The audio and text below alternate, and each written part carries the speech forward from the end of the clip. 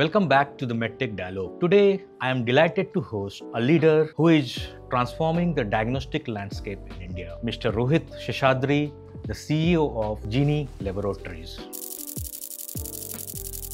Thank you so much, Dr. Ashwini. It's a real pleasure to be here on your show. So Rohit, you have seen how Genie has progressed from R&D stage to a commercial stage. So what advice would you like to give to a startup company? Engage with experts from the industry on the regulatory front as early in the process as possible. How AI and diagnostic device can be combined and we can have a better product? I think AI could be a great support to clinicians, to microbiologists, molecular biologists, come to a very, very accurate diagnostic.